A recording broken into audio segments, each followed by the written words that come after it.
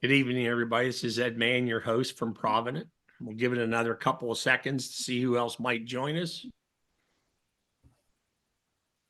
We may lose a few tonight because of the beautiful weather, especially if you're in Pennsylvania, where we went from the 50s to the 80s in 2 days.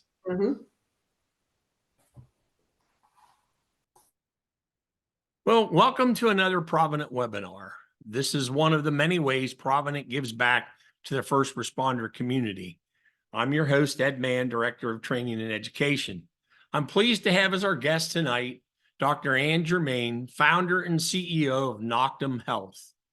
Dr. Germain will tell you more about herself in a few minutes. However, before she does, I want to offer a few comments like I typically do before all our webinars. I guess that's why Sam says I talk too much. I know from my previous roles as a career fire officer, volunteer fire chief, and having held the position as a Pennsylvania State Fire Commissioner for 14 and a half years, my sleep habits and patterns were horrible. Although I didn't realize just how bad they were until after I retired from active fire service at the end of 2021.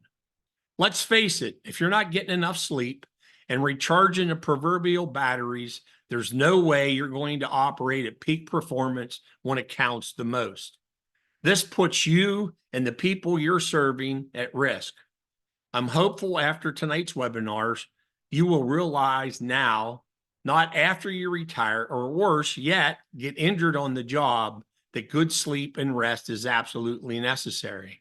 I recorded a podcast with Dr. Germain last month, and we will provide you with the links you need to listen to our Station 1902 podcast. You can view previous webinars at www.providentins.com using the training and resources link in the upper right-hand corner of the page. As typical before all our webinars, I want to review a couple of things about Provident. Provident started in 1902 in the Pittsburgh area as an independent insurance agency. In 1928, the owners of the company realized, especially volunteer firefighters, when they got hurt doing their volunteer fire work, they had no income because of lack of workers' compensation. So they started an insurance program to offer customized accident and health policies. Today, we provide volunteer combination and career fire departments and emergency responders with a multitude of programs. We now also offer an accident and health policy for law enforcement in certain states in the country and special risk insurance. Provident celebrating 6 years as a top insurance employer is voted by the Insurance Business of America magazine. And what's going on with my slides? So, I mentioned our 24-hour accident and health policy. If you happen to be a client of ours and you have our accident and health policy, please keep in mind you and your immediate family members have access to our 24-hour-a-day first responder assistance program, where you can make confidential calls to get the kind of help you may need with a variety of different problems. A 24-hour accidental death and dismemberment policy, that's basically an insurance policy that gives your members coverage when they're doing stuff for the fire department and things they might be doing when they're not doing things for the fire department. A group term life policy, a critical illness and cancer policy, which would pay a living benefit for a heart attack, stroke, cancer, or renal failure. And it also has an accidental death and dismemberment rider, which means there's an additional benefit. And then our Provident Fire Plus property and casualty insurance. And if you're a property and casualty client, you would have access to our Fire Plus Academy through Fire Rescue One with over 800 courses. Our next webinar is with a retired fire department in New York firefighter turned fitness and training nutritionist. And he's actually going to do a live webinar and share some of his recipes. And I think he's actually going to cook a meal for us, or one of his favorite desserts during that program. Without further ado, tonight, Dr. Anne Germain is going to talk to you about the first responder guide to managing acute and chronic sleep problems. Dr. Germain, tell our listeners about yourself, please.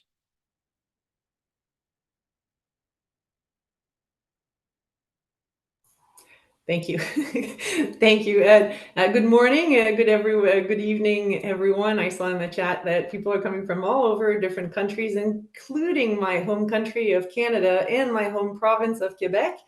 So thank you, everyone, for taking the time. It's a pleasure to join. My goal today is going to give you concrete tactics and strategies to mitigate sleep problems that are common in first responders. I try to keep my presentation short, even though it's going to be dense, because I really want you to have an opportunity to ask questions, make comments, use the chat or the Q&A if you prefer. Sam is monitoring it. Interrupt at any time, and will interrupt when he sees questions that are timely to ask. But I really mean to make this as useful, concrete, and applicable for you all tonight. So without further ado, I'm going to share my screen here.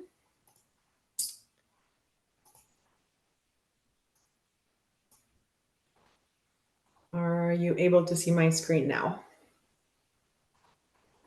Yes. Okay, great. Yeah, it's up. We got it. Thank you. All right. So as I said, what I want to do tonight is give like very practical recommendations and strategy to mitigate and manage acute and chronic sleep problems. When I talk about acute sleep problems, I mean sleep problems that start and last for anywhere between 1 day to 90 days. So within 3 months, whenever you have sleep problems or that persist past 3 months, that's usually a cue that sleep problems are taking a life of their own, and it's time to seek treatment and evaluation so that you can get the right treatment and nip it in the bud if you want to prevent that from becoming chronic, because there's a number of serious consequences. So what I want to do tonight is first define like what's the goal here when we talk about sleep. So what is optimal sleep? How do we get to it? How do we sustain it? What are the impact and different impacts of acute and chronic sleep problems? And what are the strategies to mitigate the sleep problems that are emerging that start for acute sleep problems? And how do we manage what kind of effective evidence-based treatments we have for chronic sleep disturbances? And I'm going to focus on 3 types of sleep problems because they're the most common in first responders. I'll talk about insomnia, daytime sleepiness, and shift work related sleep issues. But before I start, I'm curious to ask you, there are 3 types of sleep here. There's the person who sleeps like a baby, the person who's like kind of not, sleeps a little bit, but still tired when they wake up, and the person who's awake, feels awake the entire night. Just by a show of hands, you can raise your hand or you can use the chat. I'm curious to know, in this group tonight, where are people finding their sleep to be? Is it, let me start with the category 1, with the person on the left hand side there that looks like they're sleeping like a baby. Oh, I don't see the hand. I don't see a lot of hands. What about the middle person? Sleeping all right? Okay, sleeping all right, but not rested. I see that. Other people identifying with this too. Think that there's a room for improvement in their sleep. And then are there people among you who are finding themselves feeling like they have problems falling asleep, staying asleep, and when there is an opportunity for sleep, it's never as good as you expect it to be?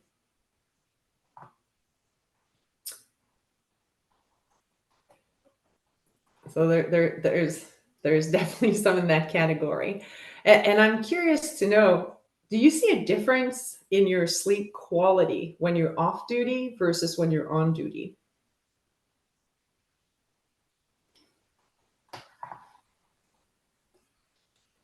I wouldn't be surprised if, oh, wow, it's going fast. I can keep up. Thank you. Not really. Well, in fact, I was going to say, I wouldn't be surprised when there are studies and surveys that have been done among first responders, And one of the findings that was kind of surprising to me anyway was that there's not that much of a difference between off-duty and on-duty sleep quality. And just generally, sleep problems are pretty common. No duty station, but if you might be called, that might be an issue as well. So really, this is the goal, that when I talk about optimal sleep, is that you can trust that you're going to go to sleep, fall asleep, stay asleep, and wake up rested. But the truth is that in first responders, career volunteers, across 5 different continents, there are large surveys that have been conducted, and consistently they find that pretty much a majority of first responders report at least symptoms of insomnia, and those are symptoms of problems falling asleep or staying asleep, and then feeling the consequences of this disrupted sleep during the day. That first responders tend to have a higher risk for developing or having sleep apnea. And that's when your upper airway closes at night while you're sleeping. And the only way your brain has to make sure that you keep breathing and you have enough oxygen is to wake you up, even if very briefly, but multiple times within an hour, multiple times over night. And that, of course, will fragment your sleep and will be associated with daytime sleepiness. And then, of course, for people who work shift, even first responders, or if for volunteers who have shift work, there's a number of consequences of sleep, including insomnia and daytime sleepiness, that are common in more than half of people who do shift work or atypical hours. And depending on where you look, atypical hours is going to be anyone who works outside the 7 a.m. to 7 p.m. Time frame, if you want.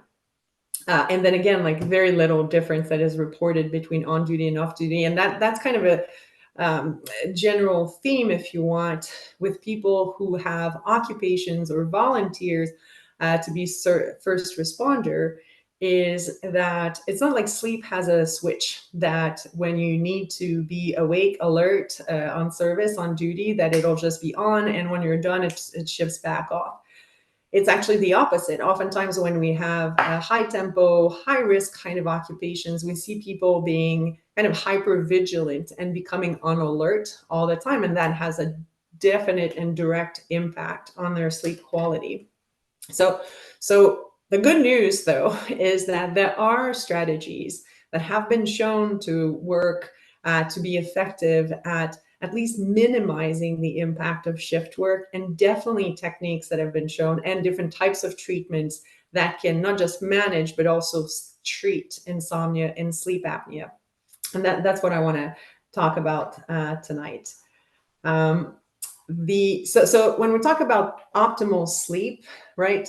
That's the goal, but how do we define it? And I'm curious if you want to use the chat. I'll try to keep up to see, like, how do you define your optimal sleep? How do you know your sleep is as good as can be? If you remember the last time you had a good night of sleep.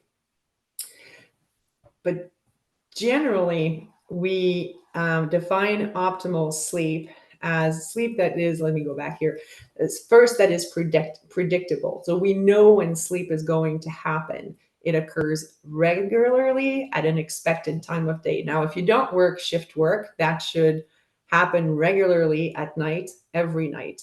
And the time that you'll fall asleep and the time that you'll wake up from sleep should be pretty predictable and pretty regular from night to night. Optimal sleep is also consolidated. And what that means is that you fall asleep, you stay asleep. There's no sleep interruptions, no more than the normal expected wakefulness at night. So when we sleep, we're expected, to wake up a little bit, to move, to reposition ourselves. But that in total shouldn't exceed 30 minutes globally over the entire night. That's what we consider consolidated sleep. It's pretty much solid sleep through the night. But it's not just that sleep happens when it's expected and it's not fragmented or consolidated, but it's also restorative, right? There's a quality of feeling refreshed, physically and mentally rested and refreshed when we wake up in the morning. And even if your sleep is predictable and not fragmented, you might still wake up not feeling refreshed. So having these three are really essential. And so is the last characteristics of optimal sleep. And that means having enough sleep, having sufficient sleep. Now, what does that mean? And by that, I do not mean 8 hours a night. I know very few people who can sleep for 8 hours a night. Most adults do very well between 6.5 and 7.5 hours of sleep. With sleep, it's really quality over quantity. If you sleep 6.5 hours that are predictable, consolidated, and restorative, the amount of time that you dedicate to sleep is sufficient. If you still wake up not rested, maybe the amount of time you have to sleep is not enough, or one of these four characteristics is out of balance. But to feel at our best, to sleep at our best, all of these four need to be in place, and not just once in a while, on a regular basis, nightly, so that we can benefit from the optimal effect of sleep. So there's two biological mechanisms that control sleep. And I'm going to mention them here because everything we do in sleep medicine is somehow related with how one or both of these mechanisms are aligned, or if one of them is out of alignment, that's typically what creates some suboptimal sleep. So the first brain mechanism that controls sleep is very simply the sleep drive. And that means the longer you're awake, the sleepier you get. Think of wakefulness as being awake as filling up your sleep tank, if you want. And you need to have a certain amount of sleep fuel accumulated that accumulates throughout the day as you're awake to be able to get through the night when it's time to go to sleep. Right, the longer you're awake, I'm sure you've all experienced a night of sleep deprivation, maybe many nights of sleep deprivation, either not sleeping at all or sleeping very little. The fact that you get very tired the following day is because you've accumulated wakefulness. And that is the drive to get us back to sleep, to get us to sleep. So how quickly we can fall asleep. So having enough time of wakefulness, of uninterrupted wakefulness throughout the day is really critical to sleep, to fill that sleep tank so that we can sleep through the night. And that's when you'll hear people say, well, you shouldn't nap because it's going to disrupt your sleep. Well, if you nap too long, you're actually borrowing some of that fuel and you're going to have to stay awake longer to be able to rebuild what you've borrowed during the day with the nap. So the sleep drive is the first mechanism. The other mechanism that interacts with it is the biological clock. The fact that our brains, our bodies, our different systems, organs are actually wired to follow certain rhythms. And that's why we call them circadian rhythms within a day. Especially our brains mastermind or the control for all of these other rhythms is designed to be asleep at night and to be awake during the day, to be awake when we have light exposure, when we're alert, where things are going on around us, and to be asleep when they're during the period of darkness. So when it's time to sleep at night. And it's really the interaction between these two mechanisms that is really critical to achieve and then sustain optimal sleep. And what that means practically is that your bedtime should not be before you feel tired, before you feel the sleepiness, before you feel that sleep drive, before you've accumulated enough of that sleep fuel to be able to fall asleep quickly throughout the night. Now, the good news is that if it takes 16 hours to accumulate enough sleep drive to fall asleep quickly, it doesn't take another 16 hours to dissipate that drive and to be ready for the day, waking up alert and sharp. If you want those burning the sleep fuel throughout the night, that rate is much faster. So it'll decrease very rapidly throughout the night. And that's why you want to make sure that the time when you actually fall asleep and are ready to go to sleep is also at the time where your biological clock is shifting from the mode of keeping you alert and awake to the sleep mode when it's going to attenuate that tendency to be awake and alert. So if you time these two perfectly or close enough, you'll be able to fall asleep quickly because you accumulated enough wakefulness the day before. But it will also be at the time where your body, when your brain are actually gearing up to be in the sleep mode. And that's the biological clock that is going to keep you awake for that second half of the night where you start to run low on the sleep fuel, but keeping you asleep for that second part of the night. So whenever there are sleep issues, we always want to know, if you see a sleep doctor or you see somebody ask you questions about your sleep, they'll ask, what's your typical sleep? When do you fall asleep? When do you feel sleepy? When do you feel alert? Do you have dips during the day? And what they're trying to figure out is how are these two mechanisms, or estimating how these two mechanisms are aligned or how much they may be misaligned. Because it's really the misalignment of these two that will trigger and maintain suboptimal sleep. Now you'll tell me there's a bunch of demands in the regular life that will require that you're awake for longer. So there are different stressors or shift work that will impact those two mechanisms, and that will trigger sleep problems. And you're absolutely right. You can still work on these two mechanisms or have behaviors during the day that will kind of train these mechanisms to work as much as they can, as best as they can, to support optimal sleep. There are a number of healthy sleep behaviors that you want to maintain. They promote the alignment between the sleep drive and the biological clock, having a regular wake time. I'll repeat that, a regular wake time, not a regular bedtime. The most important cue is when we wake up in the morning. So when you wake up, you open your eyes, your brains get flooded, your brains get flooded with light. That's the cue for your biological clock to get into alertness mode and get on with the program for the day. And that's also making sure that you have sufficient amount of time that is dedicated to sleep so that you can dissipate that sleep drive and be ready to start the day and have the full benefits of bright light exposure when you wake up. But we also know that, especially for the biological clock, rhythms or routines that we have during the day are really important to keep our biological clock in check and trained, and to be more powerful, if you want, when you're sleeping. So having daytime routines for meal times, for example, for our social interactions, when we exercise, when we go to work. So the more regularity we build in our days, the more regularity we build in our sleep, because we're training our biological clock to act in the wakeful mode or the sleep mode regularly, but it also allows us to align with the sleep drive with having a predictable amount of wakefulness, if you want, on a day-to-day basis.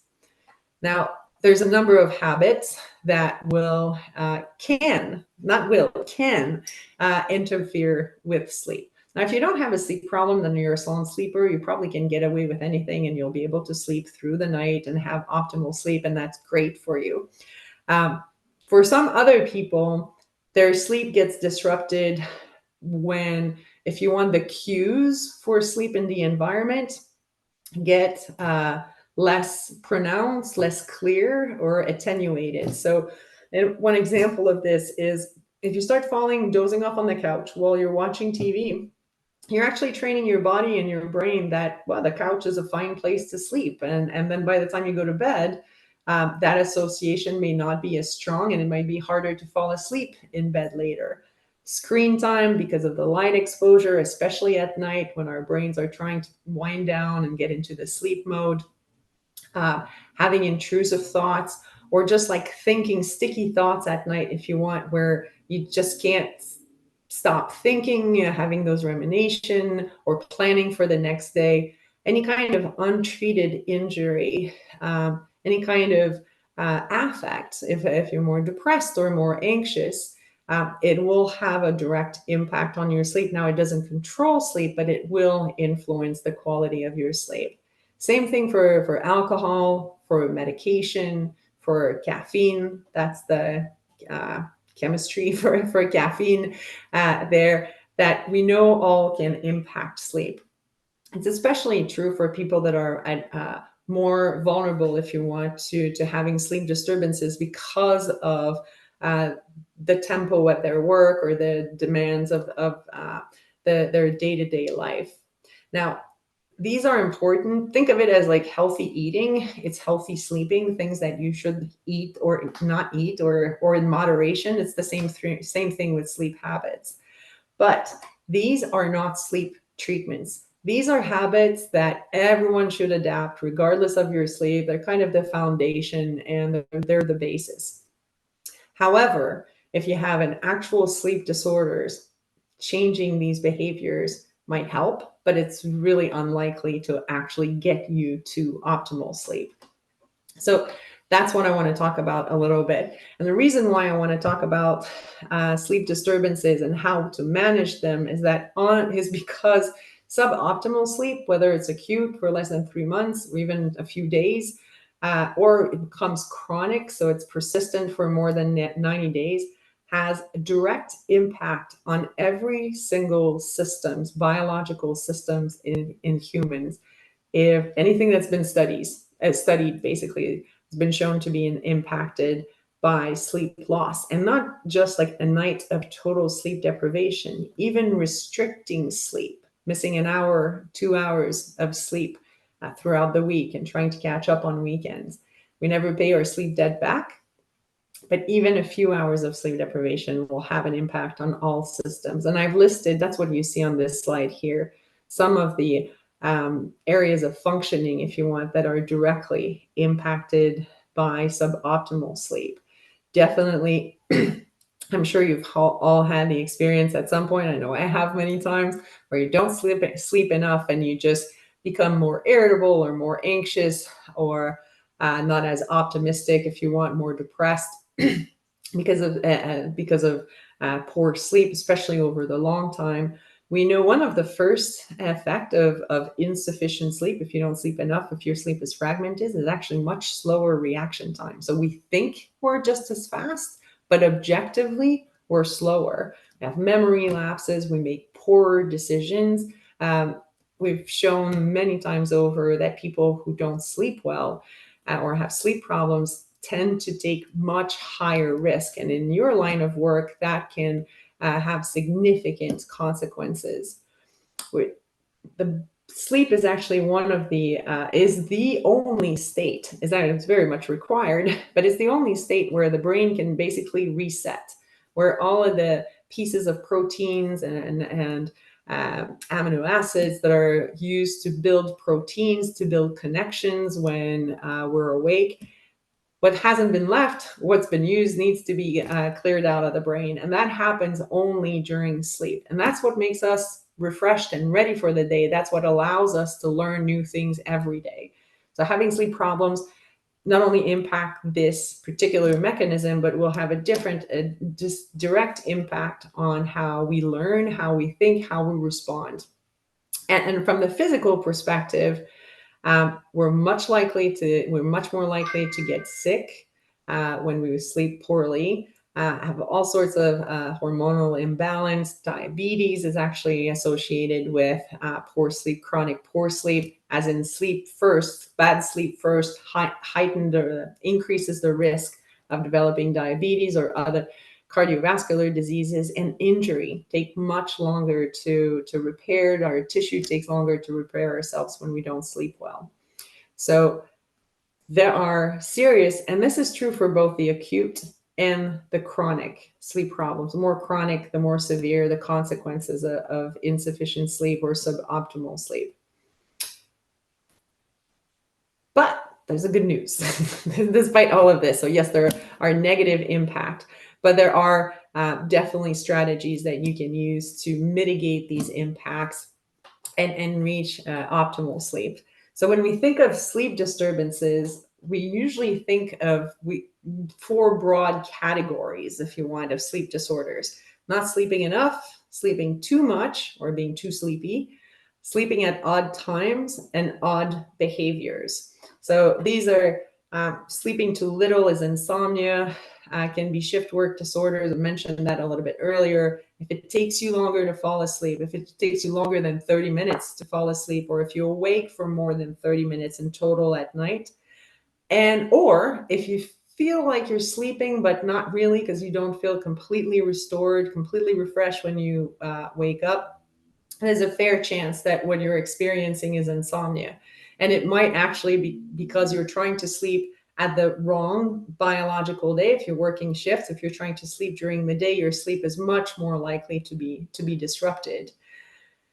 I put an asterisk now next to insufficient sleep time because I want to make a point to that, insomnia is not sleep deprivation. Insomnia is when you can't sleep, but you dedicate enough time to be able to sleep sufficiently. Sleep deprivation is when your time that you dedicate to sleep is too short to meet your own sleep need. So it's important to allow enough, but not too much time in bed so that you have enough time to dissipate that sleep drive and to wake up when your biological clock is switching into that wakefulness mode. When we talk about too much sleep, that's usually daytime sleepiness that maybe regardless of how much you've slept, how well you've slept at night, or how many hours of sleep you get, you can still fall asleep throughout the night. It's not the fatigue, it's really the propensity, the capacity to fall asleep quickly and really having a hard time staying awake. Now, we all have a post-lunch dip in the afternoon. That's normal. It's our biological clock saying, like, taking a little pause before it keeps us awake for the second half of the day.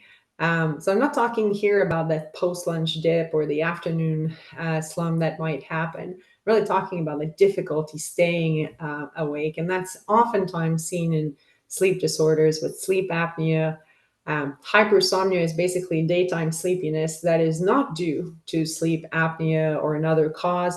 And if you know people with narcolepsy, you would know that oftentimes they have a really hard time staying awake during the day. They're sleepy, but they also have a really hard time sleeping at night. So both the daytime and the nighttime aspects are disrupted with narcolepsy.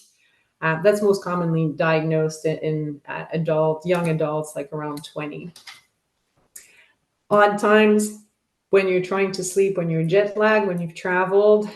We have people actually that are at their peak morning right now in the morning listening to this, people who are actually winding down. So there's a little bit of jet lag there. Or the people that are naturally morning larks or night owls. So people that are their biological rhythm is either much earlier than the rest of us or much later. We all go through the later part of it when we go through adolescence. We can't go to bed before midnight. We get up at 11. We grow out of it. But that's kind of what the profile of a night owl would be.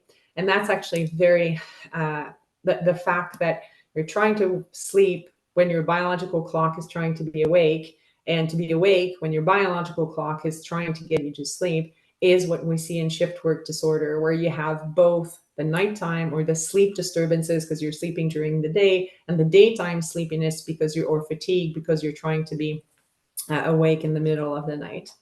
And then there's another category, the last category, that is about like those odd behaviors that happens at night. I listed them all here. They're movement or no movements, nightmares, night terrors, sleepwalking, sleep talking, sleep eating, all of these parasomnias, they're called parasomnias. And then you have muscle or movement related sleep disorders that can affect sleep. Restless leg is that creepy crawly feeling that you may have before you go to sleep, and that'll prevent you from falling asleep. So oftentimes it looks like insomnia, but it might actually be a leg issue. Leg movements are actually just periodic leg movements. Restless legs is when you're awake. Leg movements is when you're asleep, and then your legs will just kick at regular intervals. And bruxism is a fancy way of saying teeth grinding, basically. And all of these have their own specific treatments. It's true for all of these categories. Now, in all of these categories, I've listed some sleep disorders here, but they don't happen overnight. They typically develop from a few bad nights, and then the bad nights become kind of the default type of sleep. And over time, you get all of the symptoms of a sleep disorder. So what I want to make clear is that, well, actually, before I move on, that all of the sleep issues here, it's not just a sleep issue because it happens at night or when you're trying to sleep, but it's because it affects the functioning, if you want, 24 hours, both the sleep and daytime functioning. And they're not mutually exclusive. Sleep apnea and insomnia oftentimes go hand in hand. You can have shift work with sleep apnea. That too goes on oftentimes hand in hand. So having a good evaluation to see which kind of symptoms are evolving, which ones can be managed, which ones are actually a sign of a disorder that needs to be treated with one of our evidence-based treatments. So do afternoon siesta help offset sleep deprivation? Yes, sleep is the cure to sleep deprivation. That always. The question is always what to keep in mind with. I'm not against nap at all, even though the last thing that you see here is not don't nap. If you don't have any sleep problems, if it does not affect your nighttime sleep or the regularity of your nighttime sleep, there's no problem with taking a nap. But I'm sure you've experienced that if you take a very long nap, not only you wake up groggy and it's hard to kind of wake up fully again, but it might actually push when you're going to be able to fall asleep. And then you'll have a shorter night because you go to bed because you fall asleep later, and you may have to wake up at the same time. So naps in and of themselves, not bad, but they can be used strategically. And oftentimes siestas are relatively short. People rest for an hour or so, but the actual sleep period is pretty short at 20 or 30 minutes. And that's actually, thank you for the question, because that is one of the strategy to manage not being able to sleep at night, to having insomnia. I mean, the first thing is really like, how can you optimize your sleep environment? Is it dark? Is it quiet, cool, and safe? Any of these that are not present. So if you have a very bright light when you're trying to sleep, it's just going to be different. It is difficult because you can see light even with your eyes closed, and your brain interprets that as time to be awake. So making sure that you have an environment that is a cue for sleep, that optimizes your ability to wind down and to be able to fall asleep when the opportunity comes. Really, if you want to have optimal sleep, oftentimes I'll see people who sleep very little, have problems falling asleep, staying asleep, and what they do, which kind of makes sense, is to start spending more and more time in bed to catch the wave in case they fall asleep or in case sleep comes back. But effectively what it does is works against you. The brain is actually learning that it has all of its time to sleep, and it doesn't need to be in one consolidated chunk. It gets very fragmented. So what's important to do early on is to make sure that your sleep need is how much time you sleep plus 30 minutes. And when you sleep most of that time that you allow yourself in bed, if you wake up still not refreshed, you're not spending enough time in bed. Add another 15 minutes for a few days, and you can ramp that up until you match the time that you spend in bed, mostly sleep, and is sufficient so that you can wake up ready to go for the day. Now, we are creatures of habits. Humans are. We make associations. We make associations with our sleep environment. So if you are in bed thinking, talking on the phone, doing calculations, watching something super exciting on YouTube or Netflix, you're actually training your body and your brain that the sleep is an entertainment place and not a place to sleep. So if you are not sleeping or if you're not sleepy, get out of bed. Go do whatever it is you're doing somewhere else. Otherwise, if you're sleepy or sleeping, you can stay in bed. Usually we tell people if you reposition yourself twice and you're still not sleeping or sleepy, it's time to get out, do something boring, and then come back later. And don't nap is only, as I said, I'm not against nap, but if you do have sleep issues, nap during the day are just going to take away from your nighttime sleep. And at the same time, if you're sleepy during the day, Planning a power nap or an extended nap.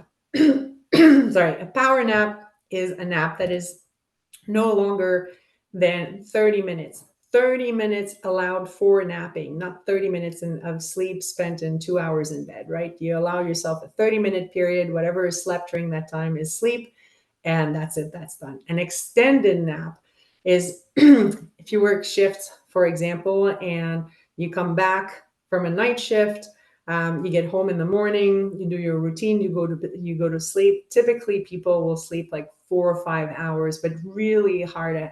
Very few people can have like a nighttime sleep during the day. So oftentimes what people will do is they'll sleep their 4 or 5 hours, and later during the day, before the next shift, they'll be able to have another hour to 2.5 hours of sleep.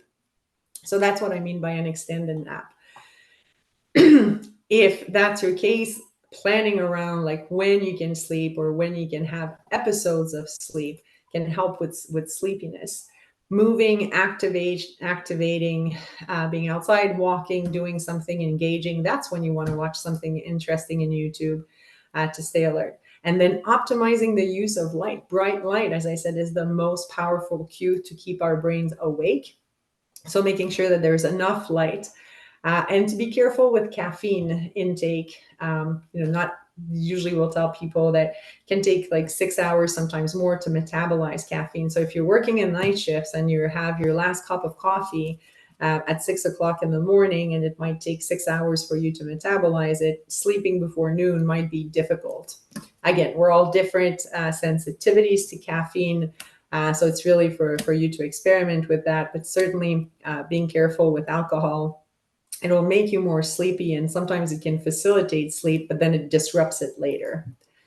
And then for odd times, or for sleeping at odd times, this is really relating to shift work. And I've already mentioned some of these strategies here. Maximize light exposure at night to feel alert. Block the light in the morning after a night shift to maximize the downtime. And then using these naps, either the power naps on a shift or an extended nap before a shift, to basically split your sleep episode in two. And then sleep banking is a real thing. When you know you're going to have an episode or a period of time where you're going to be sleeping less for a few days because you're on call or you're on duty, if you have an opportunity to sleep longer the few days before, that can actually offset the effect of the sleep loss that will occur during that period. And then as soon as you have an opportunity after that period is over, allow yourself more time in bed so that you can take advantage of that recovery sleep that is going to come because your sleep drive your sleep debt, if you want, on a night-to-night basis hasn't been repaid. There's yes, I see a few comments here. How much does daylight influence a sound sleep for people in the north with 24-hour daylight during the summer? It's actually extremely difficult, and there is a higher prevalence of insomnia. People who live in these conditions oftentimes have shutters, opaque curtains. The lights will change with the time of the day as well. I know someone made a comment about certain bulbs, light bulbs that can help. There are some that actually adapt with the time of day to try to block the blue light that is thought to be more activating, promote light that has less of these wavelengths that are cues for a brain to be alert. But yes, in very Nordic, I guess it's the same thing in the South Pole too, maybe, that light exposure that is much longer creates a number of sleep issues. And that people try to adapt with different strategies and manipulating the environment as much as they can. So blacking out the room, something was very amount of blue light. Why she mentions blacking out the room sunlight. Yes, yes. So you want to be able to optimize light when you want to be awake, dim the light as much as possible, as much as it's safe to do so if you're awake, but when you're trying to sleep or right before your sleep episode. And again, I mentioned caffeine already. Now, getting to the last part here. So those are the kind of sleep issues that you can expect to encounter, you already have encountered, and different things that you've done already when your sleep is disrupted, or there's different occupational or environmental demands that will impact your ability to sleep, the timing of your sleep, and the daytime consequences. But when the sleep problems persist for more than 90 days, and 90 days is like 3 months, seems very long when you have a sleep problem, and it's actually a really good time to do something about it, to seek a sleep evaluation and treatment, because I can guarantee you the chances of it going away on its own when it's been there for a few months are slim to none. For insomnia, the best treatment that we have, the most efficient and the safest treatment that lasts for longer, is actually insomnia therapy. It's called CBTI, or cognitive behavioral therapy for insomnia. And basically what it is sleep retraining, realigning those two mechanisms that control sleep, kind of modifying certain daytime behaviors to boost both of those signals so that you can fall asleep, stay asleep, and wake up refreshed in the morning. That is the first line recommended treatments by all the professional associations. 80% of the people who go through this will see significant improvements in their sleep. And then there's 20% of people that will benefit from the addition or directly from medications. There are different types of medications for insomnia. They can act on different mechanisms. Unfortunately, when it comes to pharmacology, it's an art as much as a science. So it's really a discussion with your provider to see, based on your own profile, which of these types of medications may be the best for you to start, what dose to start with. And it's not uncommon that people will do a trial with a few different types of sleep medication to find what works best for them. If you find yourself sleepy, if you snore, you've been told that you wake up gasping for air, you're sleepy during the day, no matter how many hours of sleep you get, you have a neck circumference that is greater than 16 inches, you're at higher risk of having sleep apnea. That's easy to evaluate. You may be asked to sleep in the lab to evaluate your breathing and your sleep. But a lot of clinics now also have home testing systems that they send to the home, and you can evaluate, that can be used to evaluate if you have sleep apnea. There are many different kinds of treatments for sleep apnea. Again, to be determined based on the severity, the kind of sleep apnea, when it happens. CPAP is one of the possibilities. Surgery, dental appliance. Again, that's really a decision based on the type and the severity of OSA and which one you feel more comfortable as well. And if it's really excessive daytime sleepiness with or without sleep apnea, typically without sleep apnea, there are specific medications that are prescribed to help you amplifying the signal to be awake during the day and maintain wakefulness. And then for shift work, I always find it weird that we call it a disorder, because it's not really a disorder. It's a way to adapt to occupational demands that are not on the typical 9-to-5 work days, but really maintaining as much as possible a regular sleep schedule that follows your shift schedule as well. So being very disciplined to when you sleep, when you're awake, when you're not working the shifts, and when you are working the shifts, or when you're on duty or off duty. Melatonin in some cases can be helpful because it's the hormone that signals to your brain that it's time to go to sleep. So sometimes adding melatonin can help falling asleep when we're trying to fall asleep when we're supposed to be awake. And then really putting in place different types of strategies to optimize alertness. So light exposure during the night if you're working night shifts, sleeping when appropriate, really optimizing your sleep environment. There's unfortunately no, as I said at the beginning, sleep doesn't have an on-off switch. So it requires quite a bit of discipline to really optimize sleep under conditions of shift work. So I'm going to wrap up. I've been talking a little bit longer than I expected to, but I wanted to really provide different examples that reinforces something that you already know, that really optimal sleep that is predictive, sufficient, restorative, and consolidated is really key for performance and for safety generally. I know everyone knows it. They've experienced it. So I wanted to really bring it to the front of your attention.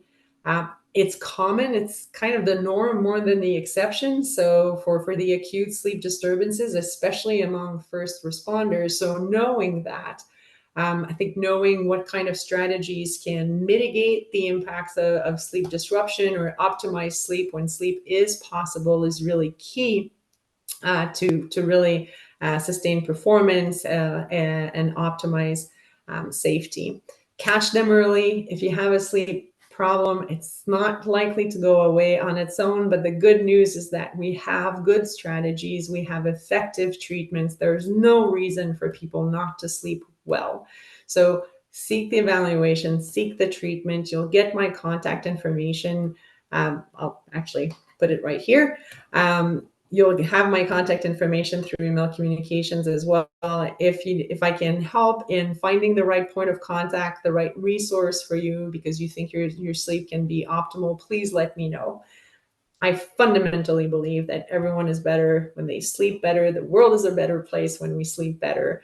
And it is really my personal and then the Noctem's mission as well to make sure that people sleep as optimally as they can. So with that, I'm going to stop here and I will take any questions that or comments that you may want to share. Okay, well, as soon as Sam turns my camera back on. There we go. All right. So we do have one question. Well, let's see. There's another one in the Q&A. So let's take what's in the Q&A. So here's one from Brett King.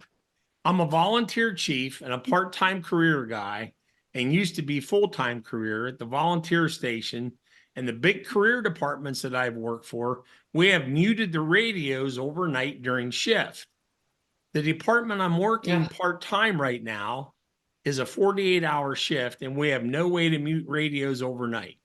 What is your view on this? And then I'll go on to the next part of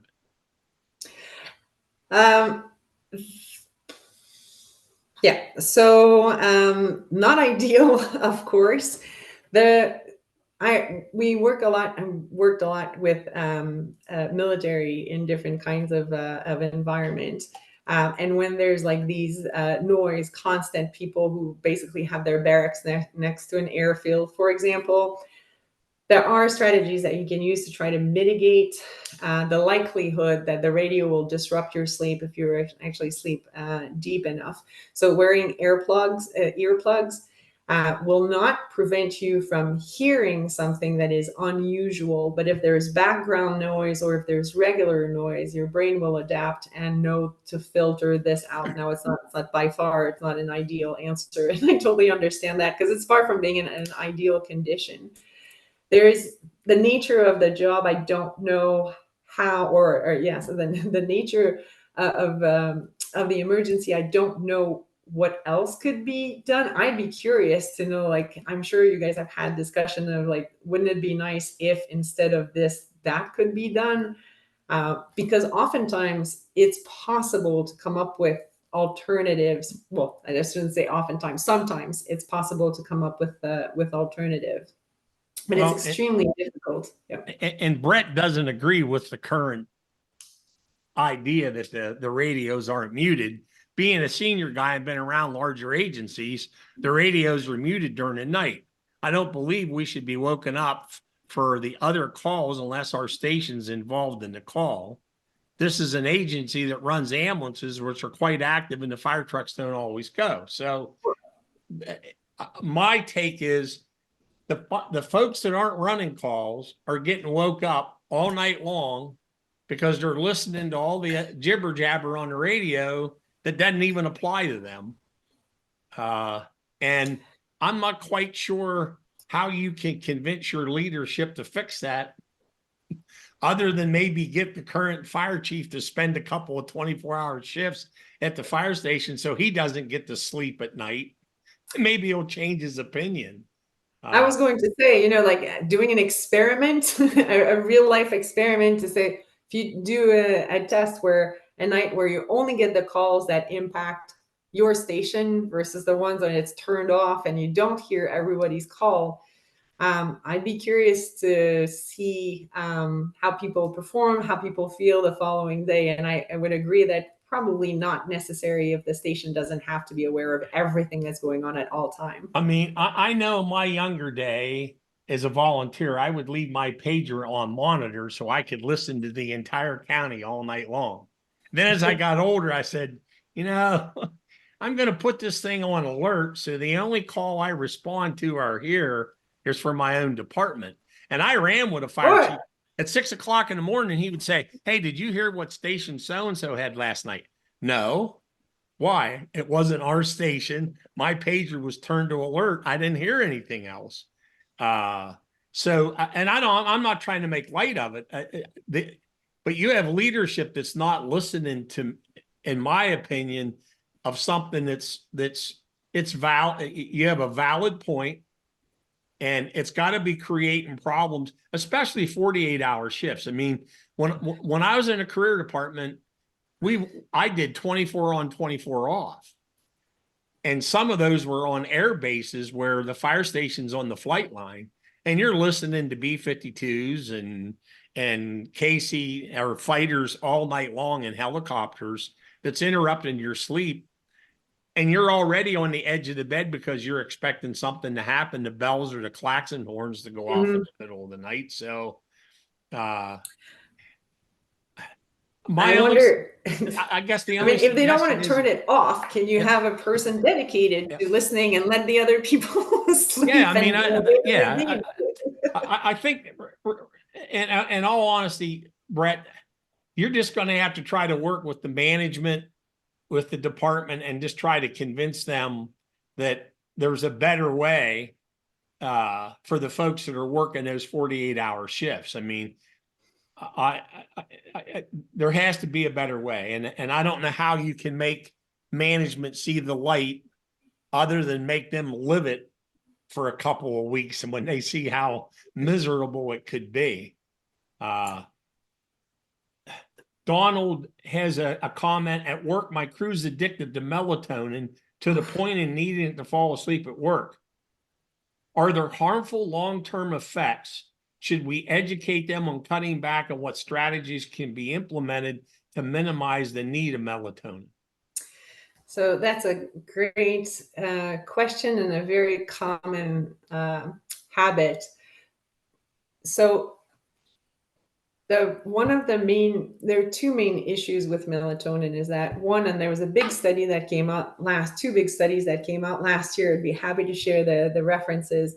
But basically did two studies that did a study to look at the concentration and the quality of melatonin in the over-the-counter products, and found that for the most of them, the amount of melatonin that is supposed to be in the supplement has nothing to do with what is on the bottle. So it may be much more, or it may be much less. Now, if it's much less and people fall asleep, that's good. If it's much more, that's the second issue, is that because some people respond to melatonin as it'll make them not just sleepy to fall asleep, but it also makes them groggy, much more difficult to wake up. So the sleep, we call it sleep inertia, when you wake up and you can't kind of like get the fog out of your brain. With a foggy brain, that inertia might actually also cause a problem, especially if people have to get up and wake up and be performant very quickly. In that period of sleep inertia, they're just at higher risk for all sorts of accidents. So in and of itself, there's that I know of, I don't think there are major side effects. Maybe because oftentimes the melatonin is not the amount that people think that they're taking, but it might also be more. If they take a lot, just might make them more sleepy. Now, I would there is a way to taper people off melatonin to cut down slowly. You could have a limit of how much people can take when they can take it. But it's like any other supplement or any other medication that people take. You have to kind of taper off slowly but surely make sure that people still can't fall asleep even though they're using less melatonin.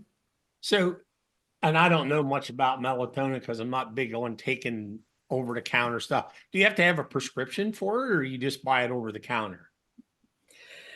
There's some over the counter. Most people will get the over the counter melatonin, and there's really no brand that is better than another.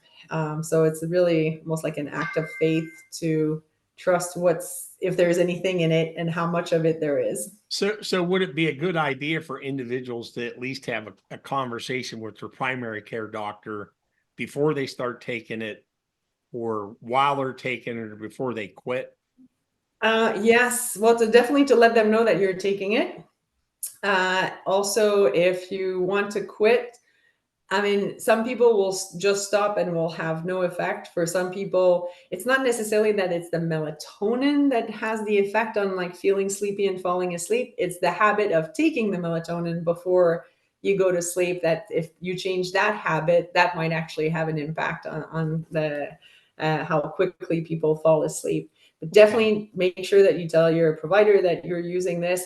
And again, like supplements, not because it's natural that it doesn't interact with other medications that people might be taking, right? So you want to make sure that you tell your provider if you want to get off of it, but you think you're addicted to it, definitely talk with your provider and make a plan of how you're going to cut down, and that's doable. Okay. I don't want to So, say it's easy, but it's doable. all right. So to Noel Sanchez, uh, when you get the email for this tomorrow, there'll be a link.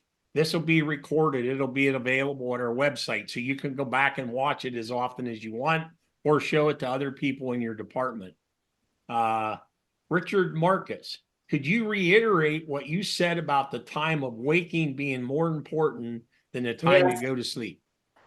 Absolutely. So, if there is one and only one habit that you're going to take on to optimize their sleep, it is the following: get up at the same time every day of the week, no matter how many hours of sleep you had the night before. That includes weekend, every day of the week, not every weekdays. The reason for that is that starting the day is opening our eyes, seeing light, getting up. All of these are cues that our brain use to say, okay, time to be awake. But that's also time zero, if you want, for the sleep drive to start accumulating so that we can fall asleep fast and at a predictable time at night. So it's really the rise time, the what time you get up, that is the anchor to have very solid, very robust, regular rhythm, especially when it comes to sleep. So it's not go to bed at the same time every night.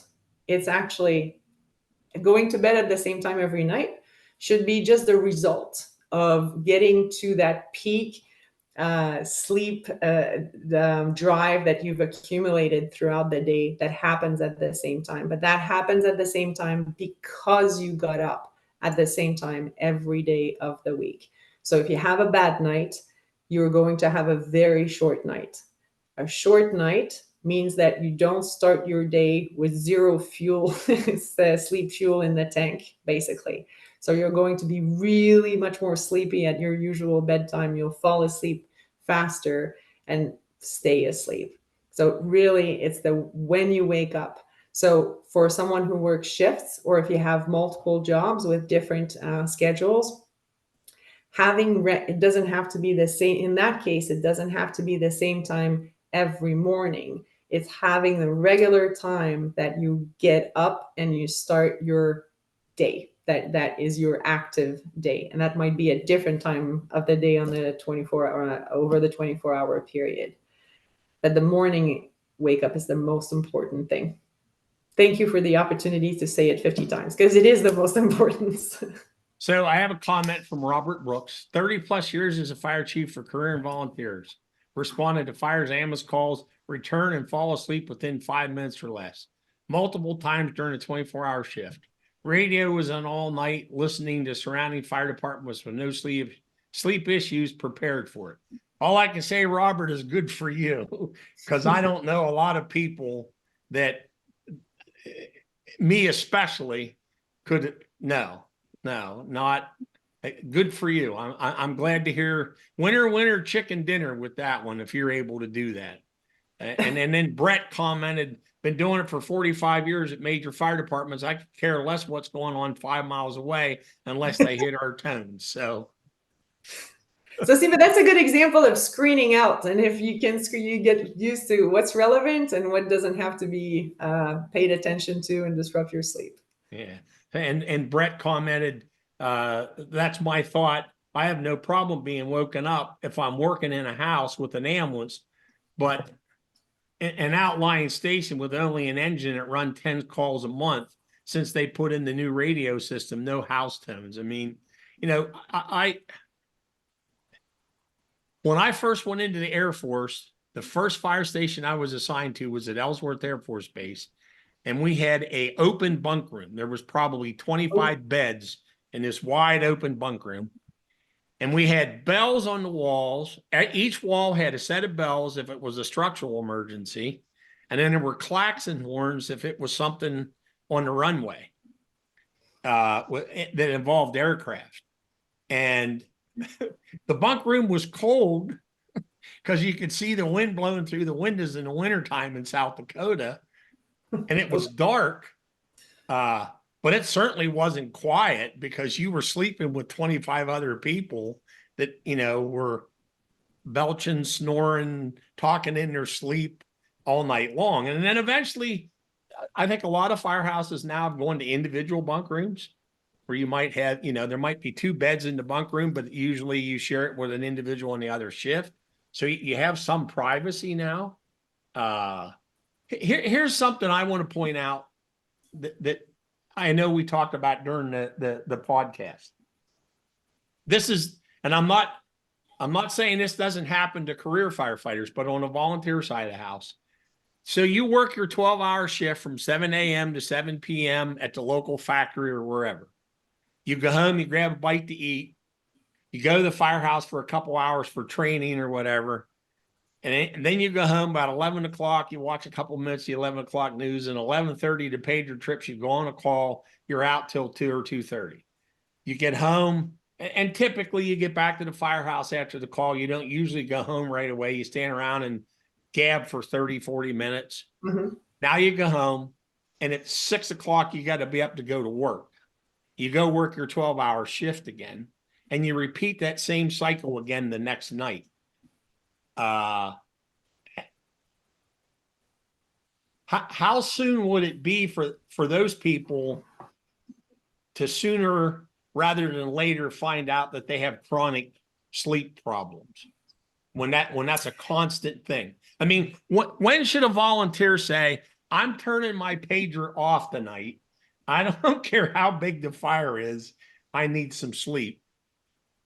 And my concern is, when does it lead to a greater sleep disorder if you continue that cycle on a regular basis? It definitely trains your brain, trains your body to be on alert all the time. And the longer you do it, the harder the habit it is to undo it. So to your point about, in that case, if somebody gets home at 6 o'clock in the morning, they have to get ready for the day. If there's an opportunity for a quick nap, for a power nap, I would say go for it. That's when caffeine is affected. Like, use the caffeine, not too much caffeine, because excessive caffeine will make you sleepy, but like 200 milligrams, like cup of coffee, regular coffee is usually 200 milligrams of caffeine, keep you awake. Bright light exposure. If there's any downtime during the day on a lunch break or a base, power nap. Get every little bit of sleep that is possible. And then if this is for 48 hours or 3 days, as much as possible, creating an opportunity for recovery sleep. So if it happens, like, to have like that there's a period where instead of spending 7 hours in bed, there's an opportunity for 8 hours in bed and 1.5 hours in bed, I would definitely take advantage of it. So if you can still sleep when the opportunity for sleep is available, especially because there's so much sleep deprivation, it'll be easier to fall asleep. Then that'll mitigate that, decrease the fatigue.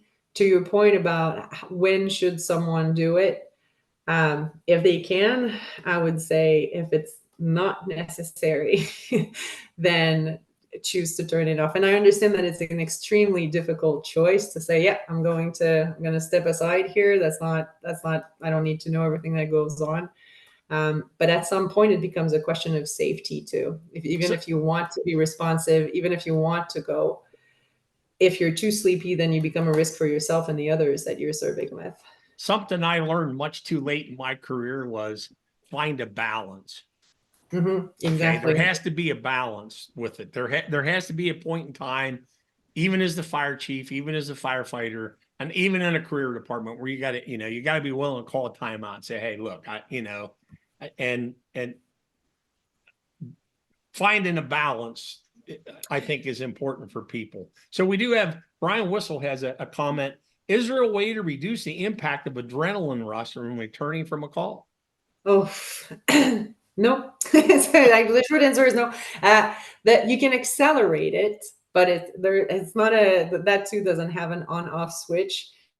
So being mindful, I would say to accelerate how long it takes to wind down is to basically be mindful, like reducing the amount of stimulation, doing some relaxation, listening to quiet music. Dim light will help to relax as well. But really adopting behaviors so that your body then has to adapt to the new environment where there's fewer stimulation, it's more quiet.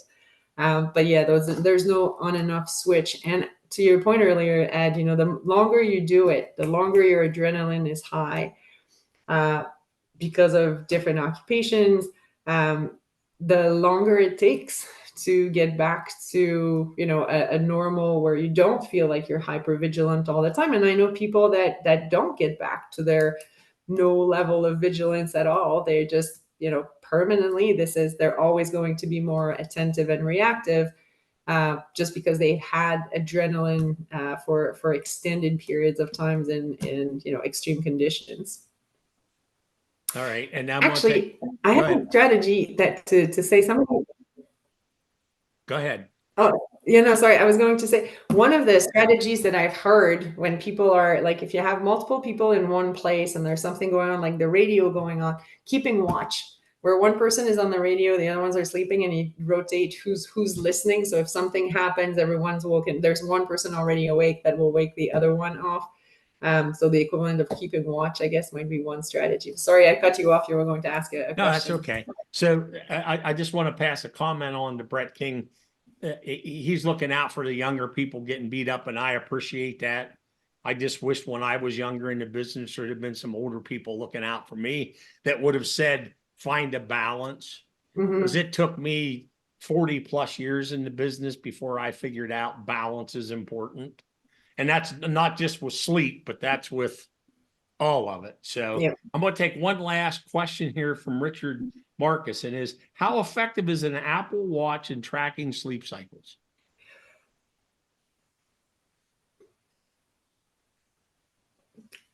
It's good at tracking the rhythms of activity when you're active and awake and when you're not active and presumably asleep. When it comes to some of the more detailed information that it claims to provide when it comes to sleep stages, for example, the data is they're estimates, and they're oftentimes far from what the reality would be. The reality being like measuring brain waves and figuring out in your brain where sleep is. It's really hard to do on your wrist or on a ring. But they are good at detecting the patterns. So the regularity, the interruptions in the sleep and the wake profile that you have. So if it helps in monitoring, making sure that you stay regular, that you monitor how much time you're dedicating to sleep to make sure that you have sufficient sleep, that is where these wearables or different consumer device can be very helpful, is to help us prioritize sleep, making sure that it's regular. And that's what they're good for. The more details, they're kind of by chance. Okay. So I want to reiterate something. We're going to have your contact information Yep. It's been posted. We'll have it in the email that gets sent to our listeners tonight. Your contact, your email information will be in there. So if there's anybody listening tonight who wants to go have a sleep study done somewhere, or they're looking for some additional advice or direction, they can email you directly and you'll respond to them, correct? Absolutely, I will. And if you need backup documentation for convincing your leadership that maybe things could be done a little bit differently to promote sleep, I will gladly provide that as well. So we did a webinar last year with an individual from the Texas area that goes out and does evaluations at fire departments. And part of that evaluation has something to do with sleep.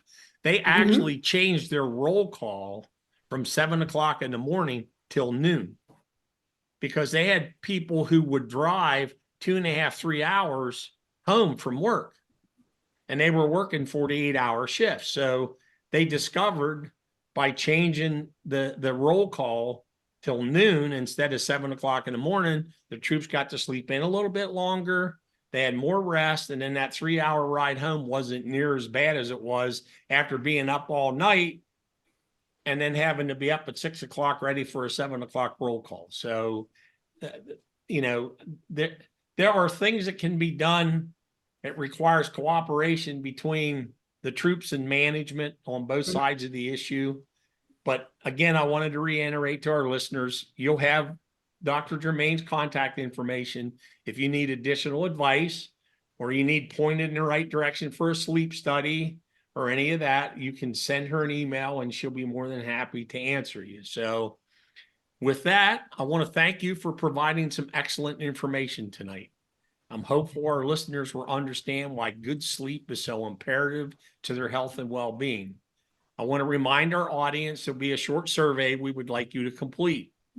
Keep an eye open in your email from me that will have your certificate of attendance attached for tonight's webinar. Again, tonight's episode will be uploaded to providentins.com, and you will receive that link in an email within the next day. Make sure you check your spam or junk email before emailing me that you've not received your certificate. For those of you who use the webinar as training for a group of people, when you receive the thank you for joining us email from Sam, excuse me, there'll be an Excel spreadsheet attached. Please use this to send the names and email addresses for certificates. It makes life easier for me when doing the certificates. And as we mentioned earlier, on June the 6th at 7 p.m. Eastern Standard Time, a retired fire department of New York firefighter Joe Bonanno turned chef, the nutritionist, who's written several books on firefighter nutrition and firehouse cookbooks, will be doing a webinar for us on June the 6th. Until we meet again, stay safe for your family's sake. Good night, everybody. Good night. Bonsoir.